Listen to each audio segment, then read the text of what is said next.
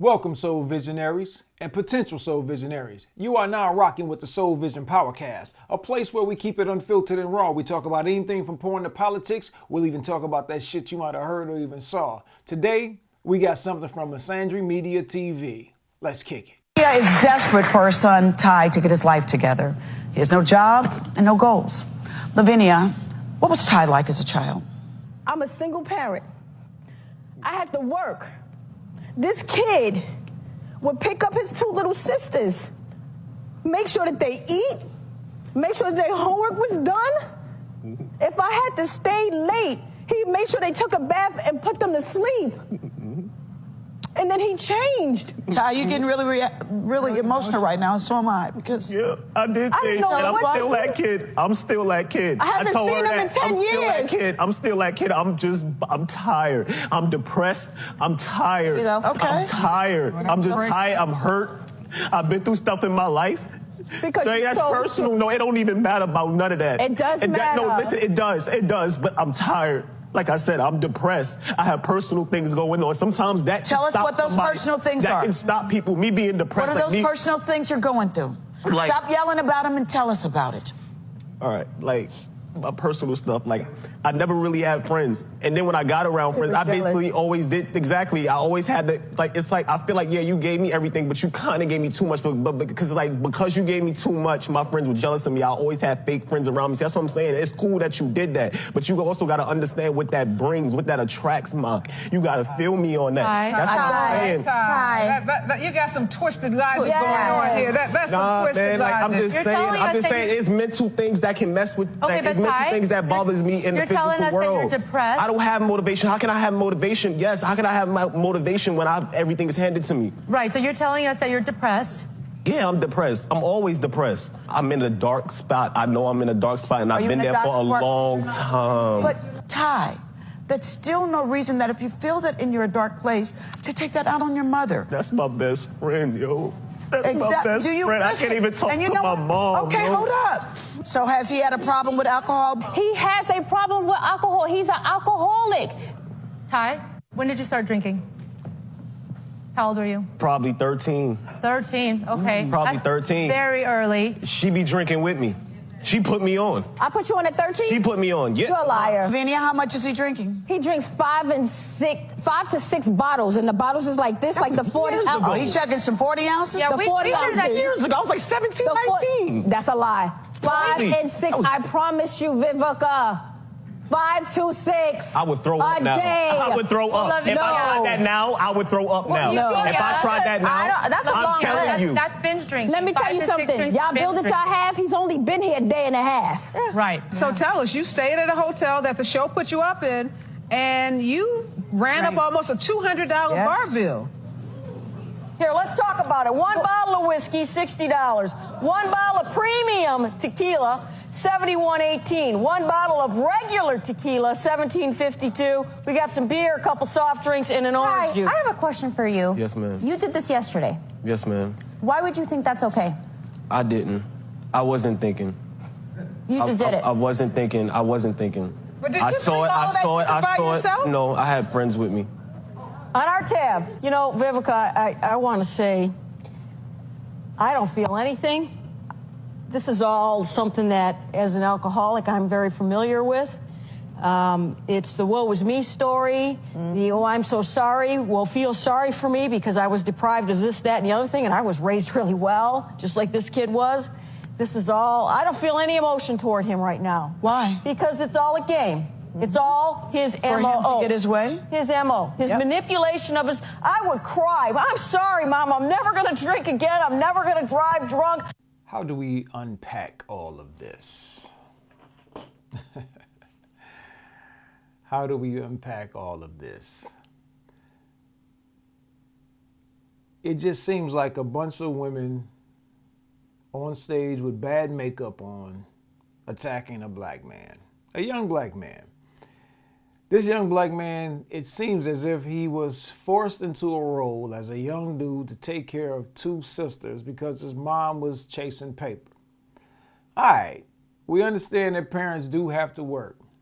You know, did we ever ask, I didn't see the episode of this. Someone sent me this. I didn't see the episode, the full episode, but just looking at it, it just sounds like Misandry TV at its finest.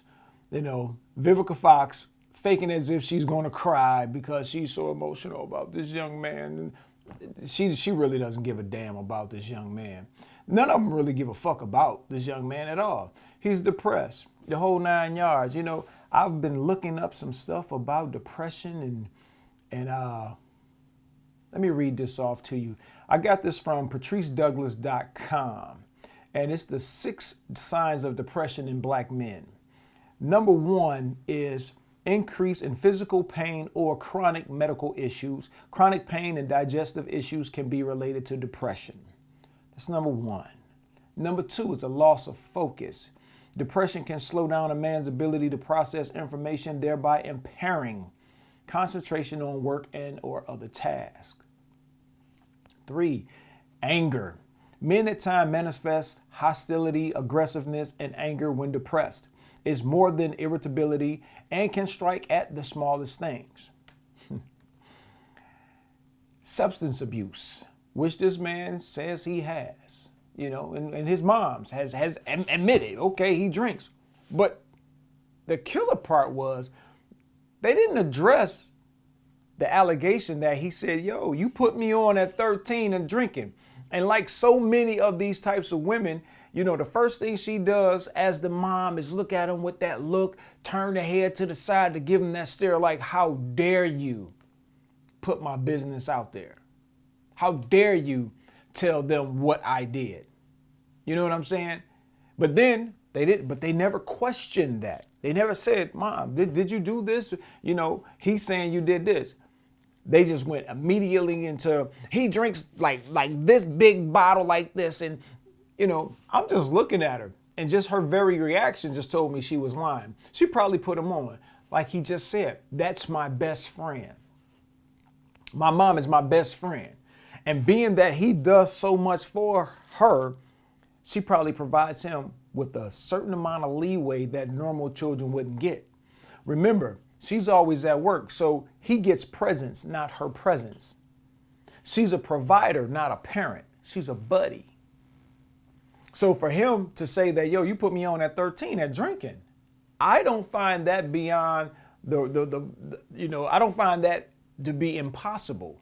It sounds very legit that she did put him on because they are best friends. As he says, they're best friends. So number 4 is you get substance abuse. Men often engage in substances such as alcohol and marijuana to numb the pain as a coping skill. Substance abuse can be a trigger to increase depressive symptoms. Sounds like this young man has been going through a lot of hurt. And what these mothers are up here not understanding is just the simple fact. Yeah, you can keep giving them stuff. Look, you've been given the greatest life. How great can a life be when you have to take over the father's role in helping to raise children, raise your siblings? No child ever signs up to say, you know what, I want to raise my siblings. No fucking child ever had just say, Mom, can I please help you raise my brother and my sister? Never. Hell, grown people need fucking breaks from the children at times. So if he's the one doing this regularly as a child, this young man is burnt out. Then plus he has to go to school and do things for himself. You know, in one of the clips, I seen another clip of this show. And, you know, he was talking about, yo, he's been in trouble, robbed somebody in the whole 9 yards. So he's had his run in with some trouble. This is just classic. Black men have things going on and women, especially black women, don't want to listen. And it's not all women, trust me. You know, I'll always say it's not all of anybody doing everything. You know, but just the simple fact of me watching Vivica Fox on other shows talk bullshit and, you know, and when she said, oh, you know, Kevin Samuels just killed over, you know, karma. And now all of a sudden she cares about this man. Oh, I'm getting emotional too. Come on with the fake shit, the fake dramatic, all this bad makeup on stage, and then the Rosie O'Donnell chick, right? The judge. Well, I was alcoholic. I don't believe him. It's called empathetic listening. Empathetic listening is when you stop trying to solve somebody's issue from your perspective and try to get in their shoes to understand why they are feeling the way that they are. You're putting yourself in their shoes. You're not trying to solve the fucking issue from where you sit and from your experiences. And that's what this woman did. I was an alcoholic. I was given a good life. And, I did this and this. You should be thanking your mom and, Woman, you are a white woman. I don't know if you're a white woman that calls herself a woman or a white woman that's other. I don't know. But what it sounds like is that you try to be more masculine than anything. So it's saying like you got some issues going on your goddamn self. And at the same time, you can't put yourself in this man's shoes because for one, you're not a man, and two, you're not a black man. And then three, you're not in his situation. So stop trying to compare your shit to his. That's the thing that kills me. Everybody want to come up with these grand excuses for women when this young man is crying out for fucking help. This is what happens to black men on a regular fucking basis. They cry out for help. They don't get that help. But guess what? They go find it someplace else. And usually it's in the wrong place with the wrong people. Number 5, one of the signs of depression in black men is sexual dysfunction. Men are less likely to report erectile dysfunction when depressed, which can cause depression to worsen. Many suffer from sexual dysfunction due to medical conditions, medications which can cause depression. ED, man, just, can you imagine the anger a man would show or would have having erectile dysfunction? Can you imagine that? This is some crazy shit, man. But hey, these women are not here trying to help him. They're out here just really trying to knock down another black man a peg. Black men are the doormat to America. Let's be point blank range. Because we have so many pandering brothers in our community, that everything is a woman does. Hey, it's a black man's fault. Don't worry about it. Don't ever criticize a black woman. Don't do that. She doesn't deserve criticism. Number 6, suicide thoughts. Men are 4 times likely to die by suicide, and 7 to 8 black men die daily from death by suicide. When in fact, all you gotta do is fucking listen to the dude, give him some honest feedback, actually give him some help. A lot of these young men are being raised up by single mothers that have drama and trauma in their lives so scandalous, they're passing that shit down to their children. Where are the husbands to these? Where are the fathers to these children? Is it just 2 separate fathers? Is it 1 father? Is it 3? Where are they? How come we haven't held her accountable for this situation? Because, every woman, when they're not with a man, always want to describe that man as being a deadbeat. Well, there's 5 categories of deadbeat. There's a true deadbeat, and we need to find out what caused them. Was this man that you chose to procreate with, did he have any father figures in his life? Did he have any male mentors in his life? Did he have any positive male influence in his life? That's the true deadbeat. Then we got the one that's incarcerated, that deadbeat that's incarcerated that these women knew was in the game, knew that he was scamming, knew that he was a hustler, knew that he was out here doing illegal activities. Then we got the other deadbeat that's either been murdered because he was in the gang or murdered because he was in the wrong place at the wrong time. Then we got the other deadbeat, the sperm donor, the sperm donor. Oh, my bad. But this person is not a human, so to speak, right? This is when the women go down to the sperm bank and want to get impregnated that way because, you know, they don't want any men in their lives influencing the children that they create by themselves through, you know, test tubes or whatever. And then you got the dad, denied access dad. That's the other deadbeat. You know, the guy that really doesn't want to be with the mother anymore, but wants to be involved with his children's lives. But he done fucked around with the wrong woman because she's filled with so much bitter, hurt, pain. She don't want him to be a part of those children's lives. And I guarantee you that dad outnumbers all the rest of those dads. I guarantee you that. See, they're not out here trying to teach this young man to love himself. We never teach young men to love themselves first. It's not that we got to teach them not to hit girls, how to treat girls, you know, this. We have to teach them to love themselves first, because when you feel a person full of love and put it on the inside of them, they project outwardly what they have inwardly, right? At inward. You project what you expect. If you know love, you're going to project love. If a young black man is filled with all the love that he could possibly handle when he sees another black man in the street, hey, that's not an enemy, that's my brother. When he sees a sister on the street, hey, sister, how you doing? You know, he could take no for an answer because he understands, hey, not everybody want me. You know, he'll get rid of all that anger will dissipate. But we're too busy trying to play the blame game and uplift black women like this, uplift them at the cost of destroying black men. Because we don't care what happens to black men in America. See, we got to understand, black men are not a political concern. You know, black women vote more than black men. Black women are probably a bigger consumer of goods and services than black men. You don't see anybody saying, let's uplift black men. Let's do the black men's empowerment. No, it's black women empowerment. And see, the thing with agendas, everybody has one. We just have to decide whether it's a good agenda or a bad agenda. But unfortunately, folks don't understand this concept and they don't believe that there's a greater agenda out here. See, Misandry Media TV is very big business now, especially when you can knock down black men, especially when you can throw some more negative light on black men, highlight black men as more, you know, negative, violent, and all this other shit. Lazy, bums, dusty. Hey, when we talk about white supremacy at its finest, hey, Misandry Media TV is right there. It's just another branch of it, just like Black Lives Matter was.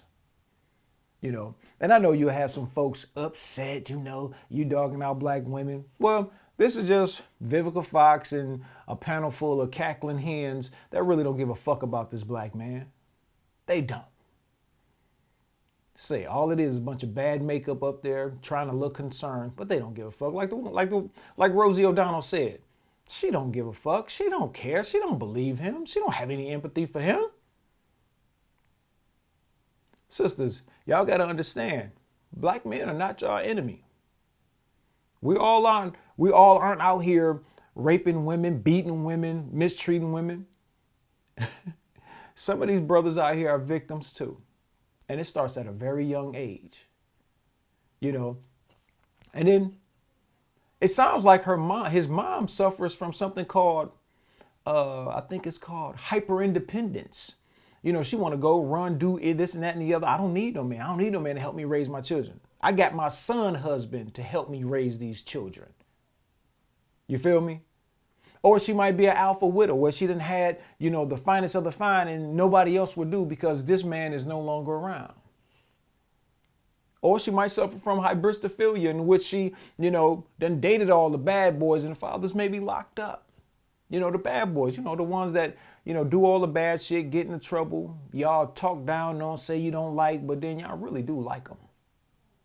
So, you know, we have to start understanding that these young black men, they need help. They need help sooner than later. And brothers out here, brothers, trust us. Hey, from these kind of sisters, we're not going to get help for our young black men. We're going to have to be ready with open arms to embrace these boys back in and help them out with whatever we can help them with, bro. We have to start standing 10 toes down in our community and ready to receive these brothers as they come to us for help. That's what we're going to have to do, because the misandrists out here, they're being funded, man, big time. They're getting that bread to tear black men down. Bro, we're going to have to be here, man, to uplift these brothers. We're going to have to be up here to uplift each other so that we can rise and fly once again.